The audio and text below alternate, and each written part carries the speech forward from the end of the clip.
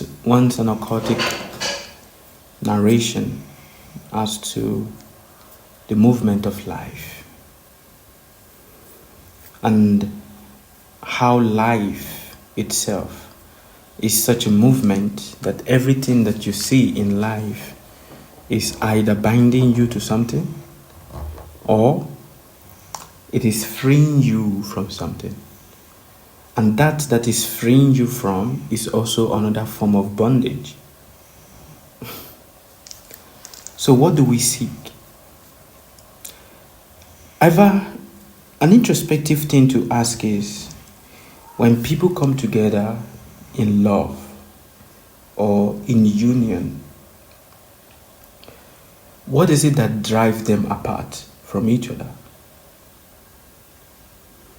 Same people that comes together in a union of sex, or they come together in a union of marriage. How is it that those same people, after some time, becomes detestful of each other to such a level that they cannot even stand the face of each other? While a lot of us, we put it under the point of communication, we put it under the point of finance, we put it under the point of not being supported enough. We give it so many names. But all of this also is still something. Because even if you leave the sexual partner to another person, that is still always constant. So a human being is always seeking something. And because we are always seeking something, we try to find means to satisfy that which we are seeking. Is there any human on earth that can truly have what is called fulfilled existence? We can say we are living a fulfilled existence, but even though we say we are living in a fulfilled existence, there is still something that we are hankering for. Whether you are hankering for that thing through material forms of actualization, like money, career, children, relationship, food, you name it. Or you are hankering for it in a spiritual form, which is to want to have an experience outside of the purview of the experiences that you're having right now. But now, what do we really seek? This was playing in my thought pattern today. And because it was playing in my thought pattern today, it is worth exploring.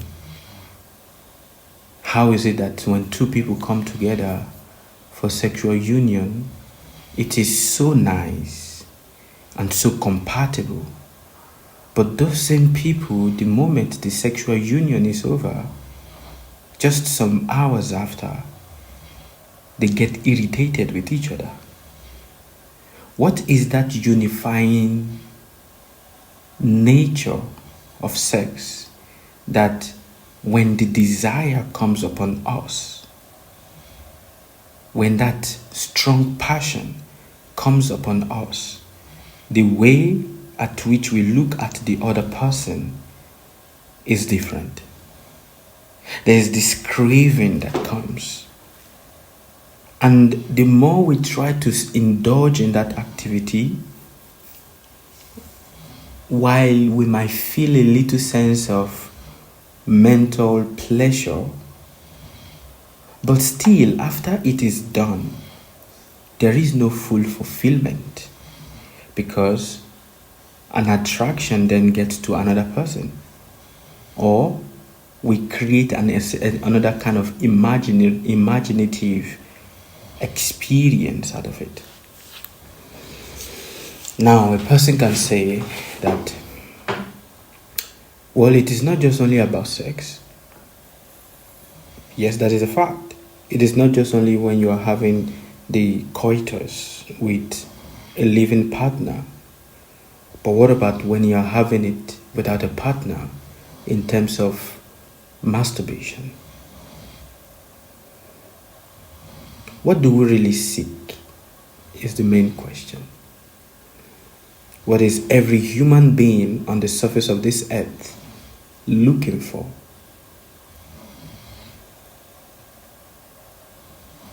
There is something about that energy, the sexual energy.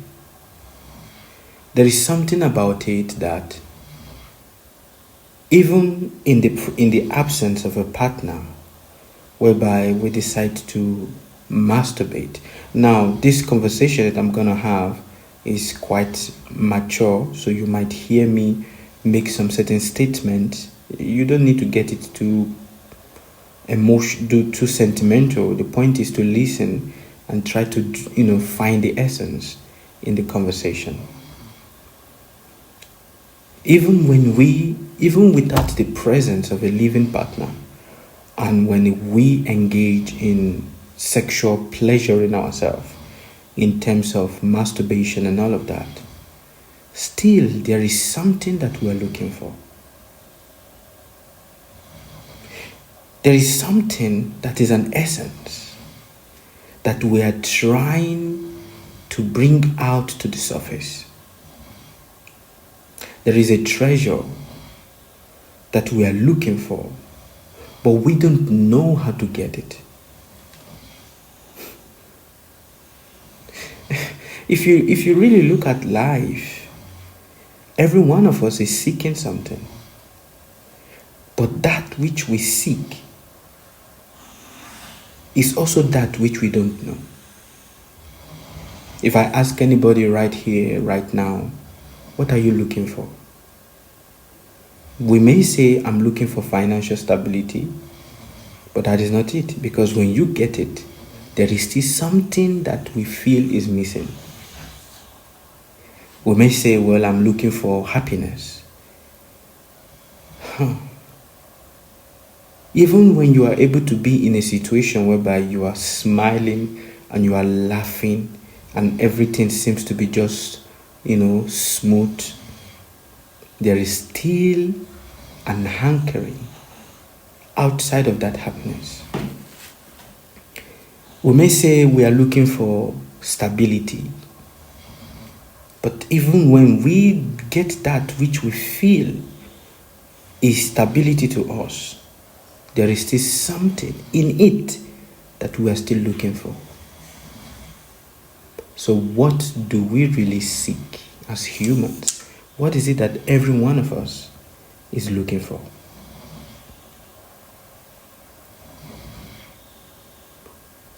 What are we really looking for? Sexual relationship is what is very prevalent everywhere.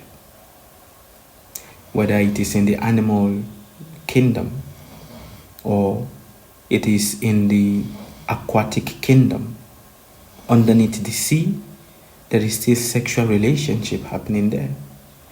In the animal kingdom, there is a sexual relationship happening there. In the plant kingdom, there is still sexual relationship happening there. Which, if you really look at it in the perspective, let us look at it in an open perspective, whereby there are so many humans that have come to the surface of the earth and they have given many variations as to the experience of sex. Many people have given different explanations as to the experience of sex that humans have. Some people give it a certain explanation that, well, it is because there is a demon that is influencing the individual.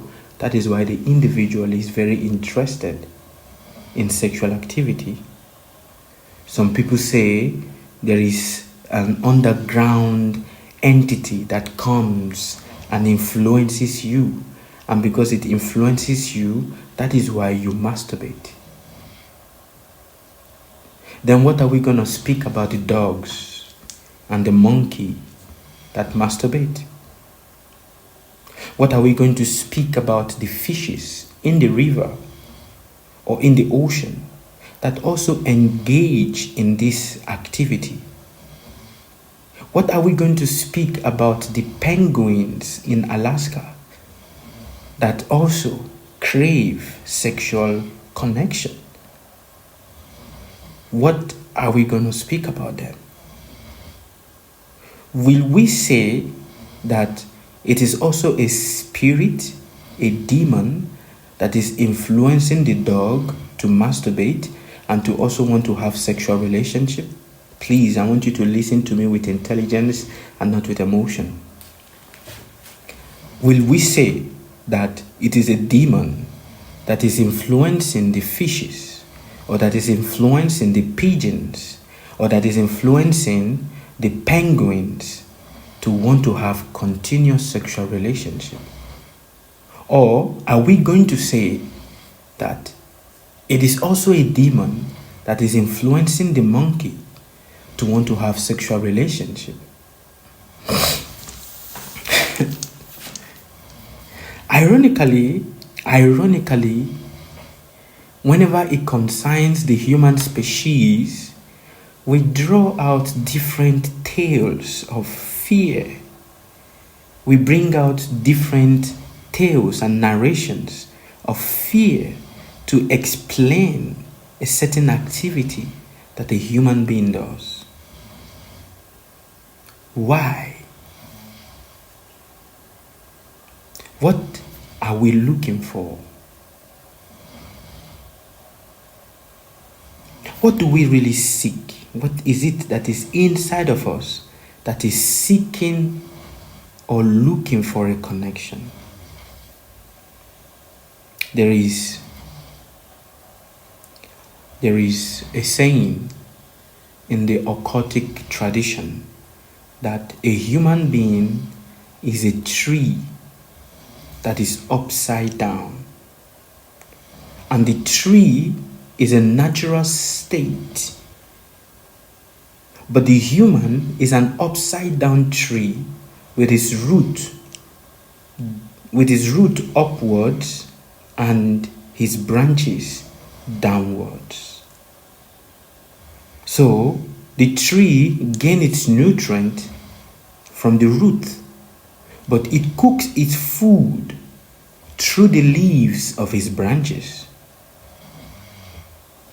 If then so, should we say that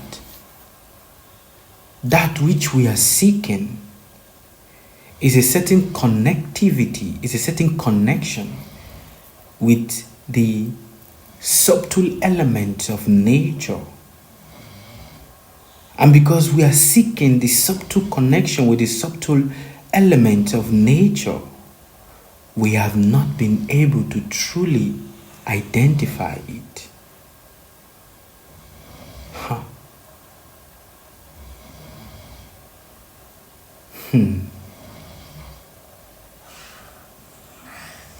Why is it that when a human, when they come together in marriage, and being in marriage, after some time, the human gets detested with each other? They quarrel, they fight. They don't want to see each other. But when the energy of sex comes upon them, even though they have quarreled, there's an overwhelming influence of that energy upon them that the quarrel or the negative words are put aside for that activity of sexual relationship to be put into action. So what is it about sex that everyone on this universe, including that so-called spirit, is overwhelmed by? The truth is, no one has been able to explain it. Rather, everyone have given a condemnation about it because they've not been able to truly look at it. That which is closer to God is the sexual energy because it is the energy of creation. So, are we seeking to create ourselves again? There is a scientific experience or experiment that says that when a man have sexual relationship or when a woman have sexual relationship, it is actually very, very painful. But then how is that which is very, very painful, that which is attracted to continuously do, even though it is very, very painful? Many men have sacrificed this energy for the sake of dedicating their life to a particular religious activity, or for the sake of dedicating their life to a particular, in spiritual activity. They become monks, they become, nuns. But even after becoming nuns and monks, everything in the universe is having sexual relationship with each other. The protons and atoms, the protons and the neutrons is having sexual relationship with each other. The different elements in the body is all in a sexual reaction or is sexually reacting to each other. Now, if everything in the cosmos is sexually reacting to each other, then why is it condemned?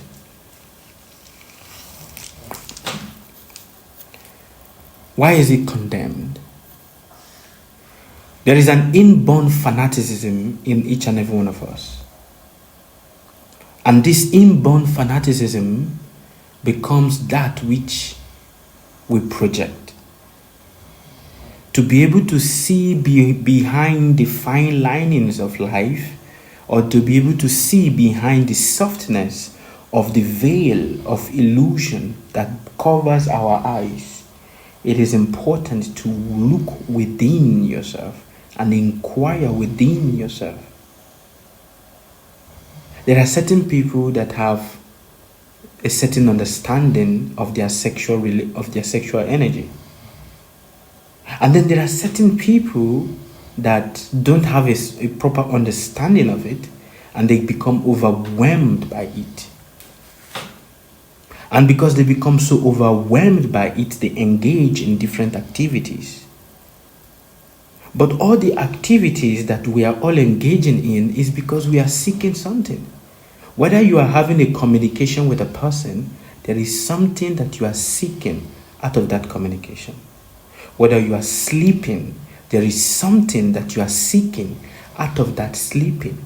Whether you are walking, you are eating, you are dancing, you are, not dancing, you are writing. Whatever action that you perform, there is always something that is being looked for. And that which has created confusion since time immemorial is that we don't truly know what we are looking for. Although many of us will say, well, I'm looking for God. I'm looking for a connection with the divine. I'm looking for, an understanding of the universe. I'm looking for this, I'm looking for that. Many of us, we give it so many names. But we still don't know what is it that we're looking for. That is a fact. There are many people on the surface of the earth that feels that when they die, they want to go to heaven. But if you ask them, what are you going to do in heaven? They always have this explanation that, well, if I die and I go to heaven, I am going to continue the activities that I used to do, or I am going to be serving God in a certain way, in a certain position, as his servant or as his this, as his gardener or whatever. So which means that heaven is according to a certain position that we are going to occupy. Whether you're going to occupy the position of not doing anything, or you're going to occupy the position of walking around the garden, because a lot of us will believe, well, I'm going to go to the kingdom of God, and in the kingdom of God, it is a free place, and because it's a free place, so I am going to do activities that is lovely, activities that is nice, which means the kingdom of God cannot exist without activity. Are you understanding me? Please, I want you to understand my thought process. I want you to please try and understand my thought process. That kingdom of God that every human is seeking to go is unique according to what they are going to do over there. Isn't it? Hell is traumatizing to people because they feel that they are not going to do any activity, rather they will be punished. Isn't it? And hence hell becomes a place whereby nobody wants to talk about, because what? They feel, oh, that place is a place I'm going to get punished, but this place is a place I am going to enjoy, which is also what? A particular status. And that is why I said some time ago, whatever you are looking for is connected to a particular position or a particular status. Every one of us is looking for something. But whatever it is you're looking for is connected to what? A particular position, or is connected to a particular status. Status is what gives happiness. When you have money, and when you don't have money before, and now you start having money, there is something that changes. And what is that? Your status. Isn't it? It changes. Your nature when you don't have, and your nature when you start having, even if it is a little that you can use to get by every day, but there is a change in status. And in that change in status comes a little bit of happiness. Is it not? So position is connected to a certain happiness that we are looking for. Show me one man that is looking for happiness that is not connected to a particular status. Which means the fruit of happiness is a change in status. Whether your status was that of a man of leper, even in healing. Even in what? In healing. When a man or a woman is sick and they get better, what happens? There is a change in status. But now imagine a man or a woman that is the same. That is what? The same. How we feel the hand of the divine upon us is based on the status we get along the process of our growth. A man says he's blessed when he sees that his status of how he used to be is no longer the same. A woman or a man feels that they are cursed when they see that their status of how they used to be is no longer the same. A man that has a lot of money before and no longer having money anymore, what do you think has happened? The man is the same, but the status has changed. Isn't it? A woman or a man that was sick before and no longer is sick, has gotten healing. The woman and the man is the same. But what is it that has changed? The status. Isn't it? So status is connected to the happiness that we look for. So what do we really seek on this material plane? On this material plane, even in the spiritual plane, we are also still seeking status. Because status is what gives us an impression that we are actually doing something. Imagine if you are putting an effort into something again and again and again and again, and you are not seeing any change. Just imagine, you are putting your effort into something again and again and again and again. Every day you are putting your effort into it, but you are not seeing any change, you are not seeing any movement, you are not seeing anything happening. What automatically happens to the mind? You start feeling like, no, this is not worth it. It seems like I'm wasting my time. And that's what a lot of us will do. That's what a lot of us will do. Oh, I think I'm wasting my time. I think my time is being wasted, so let me just leave this. But then imagine if you're putting an effort into something, and that thing you're putting an effort into yields something, brings a certain change of status, brings a certain change of thought, brings a certain change of experience, brings a certain change of emotional sensation, then we feel like, yes, I'm doing something here. So what do we really seek? Every one of us is seeking status.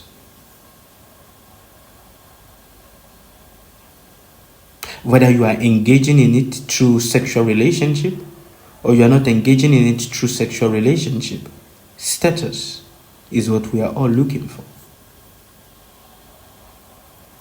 When the man is a Muslim, he believes that when he dies, he is going to go to the kingdom of God, and there he is going to be surrounded by what? Lot of good things. He's going to be surrounded with lot of nice fruit, nice vegetable, clean cloth. He's going to be surrounded with what? Lot of women. What do you think that is? It is a change of status. When the Christian dies, the Christian believe that when they die, they are going to go to the kingdom of God. They are going to be in a place that is a garden. And in that garden, they are just going to be happy all the time. There is no sadness, there is no suffering, there is no pain of the body. It's just happiness. What is that? A change, a status. So the change we look for in the universe is nothing but status. Every one of us is looking for a status, which is a position. And because every one of us is looking for a status, which is a position, when it does not come, we feel frustrated. That is a fact. So the question you should ask yourself right now is, truly ask yourself, every endeavor that you are breaking your head for, why are you truly doing it? Are you seeking status? We naturally seek it. Is the seeking of status bad? No, it is not. It's a natural, inherent thing in each and every one of us as humans. And because it is a natural, inherent thing in each and every one of us as humans,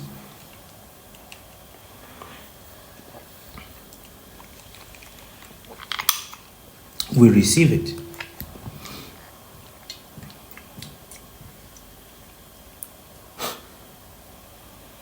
We receive it. So, life is about status.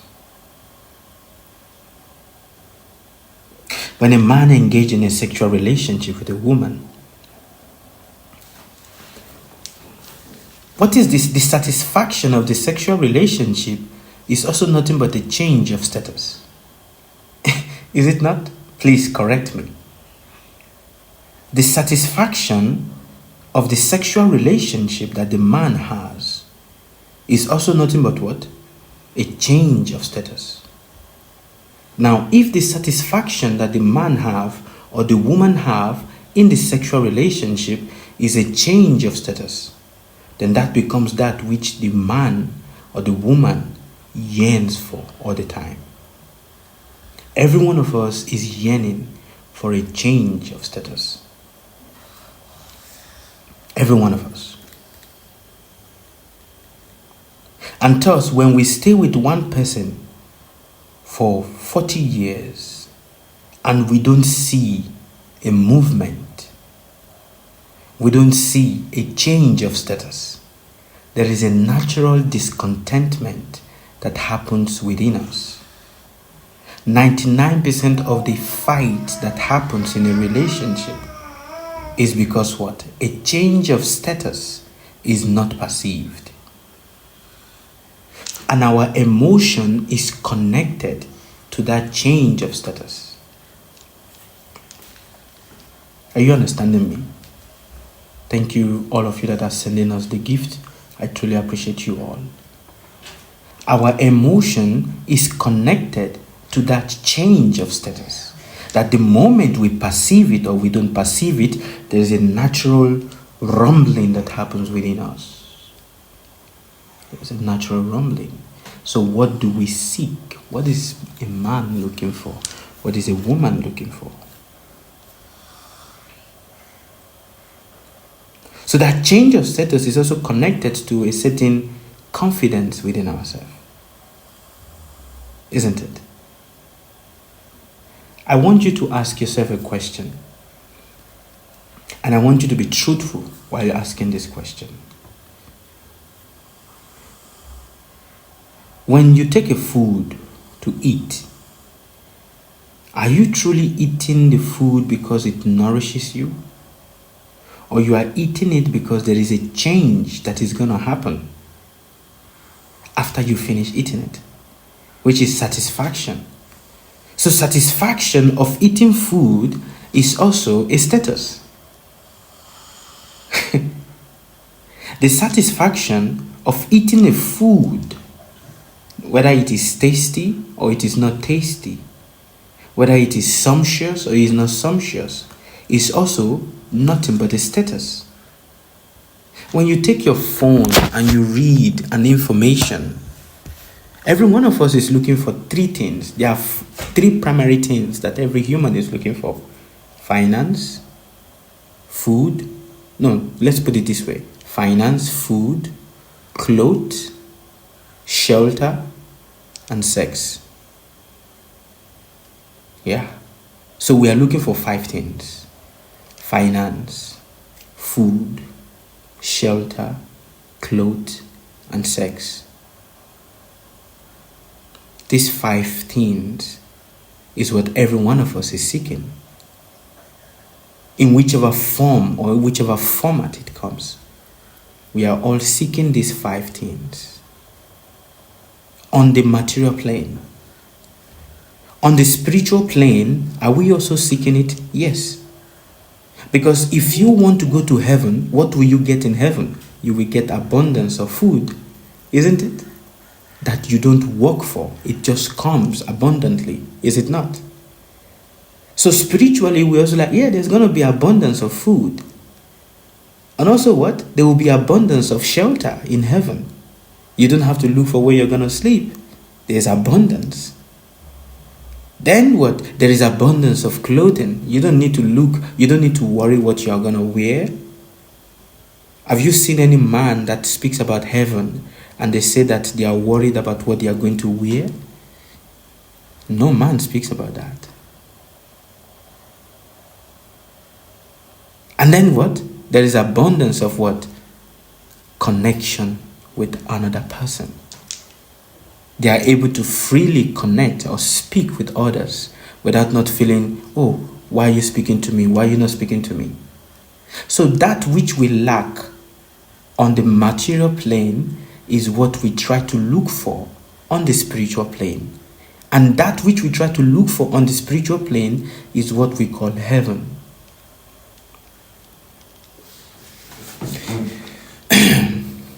Please, let us have an introspective look into this. There are 5 primary things that a man seeks in the earth. And that which he seeks in the earth is what he tried to say is available for him without seeking that much in heaven. Is it not? If you look into the heaven that people talk about, that heaven, what do you really get there? If I ask anyone that is a Christian here, tell me about heaven, what are you going to say? It is a place where there is no sorrow, isn't it? So what is that? We seek freedom from sorrow. It is a place where there is abundance of food. What is that? We seek freedom from hunger. It is a place where there is abundance of, happiness. There is abundance of, happiness. There is abundance of, what else? Shelter. You don't need to worry where you're going to sleep. So what? We seek freedom from sadness. We seek freedom from the thought of worrying, where am I going to sleep? Where am I going to lay my head? Because there's abundance of place to stay. And now that's sex. Sex is also communication. That's a fact. We seek freedom to be able to communicate without worrying what the other person is going to feel. Because what? We feel that over there, everyone is going to communicate so lovingly to each other. And these are the 5 primary things that we lack here on the material plane. Is it not? Please, are you listening to me? Am I communicating with somebody? Is somebody really hearing me? Am I speaking to humans and not to robots? Are you truly hearing me? Are you truly hearing me? So that which we seek for in heaven is what we lack on earth. Tell me one description of heaven that is not a description of what you lack on earth.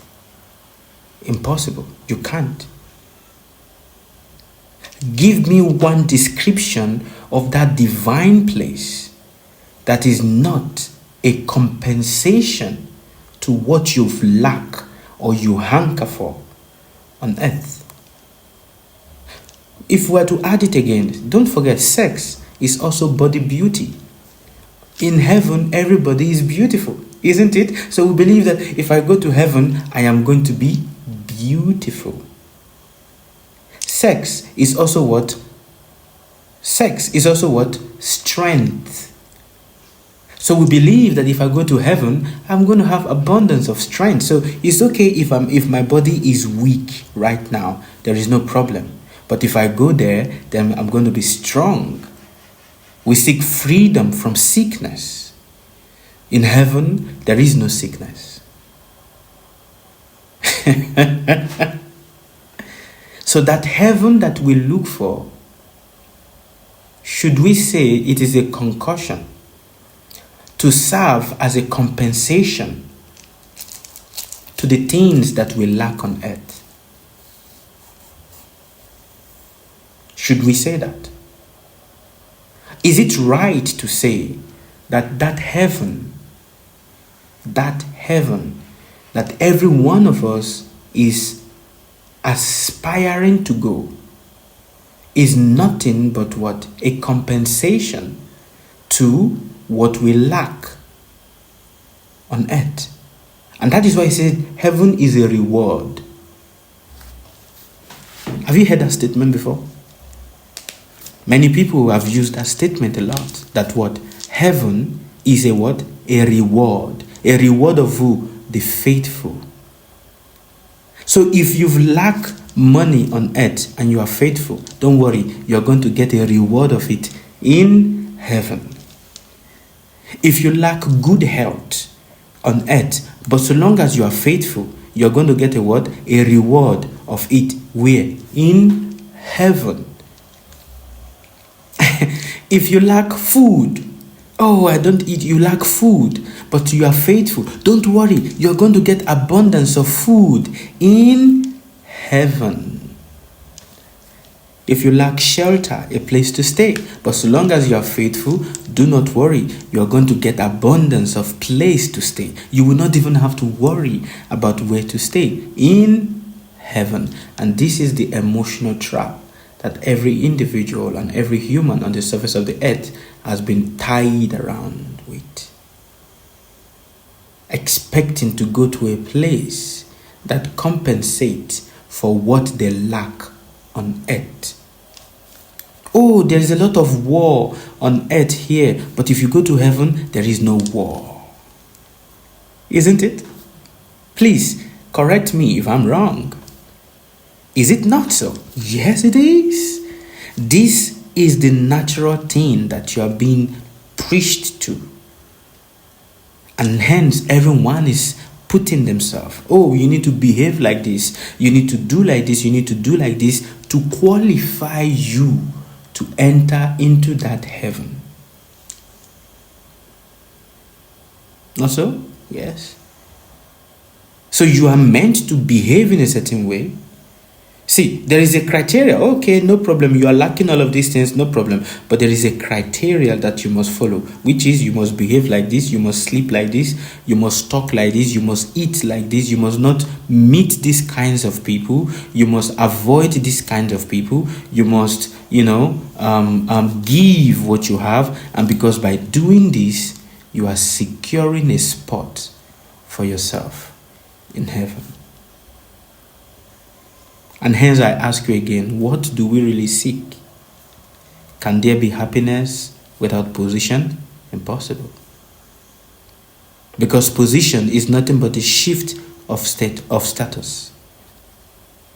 That is just it. Position is what? A shift of status. And hence we feel that we are being progressive, we are making progress when we see that there is a change in our status. Is it not? Okay, that is it. I am open to questions now. Please do ask me your questions. Thank you very much.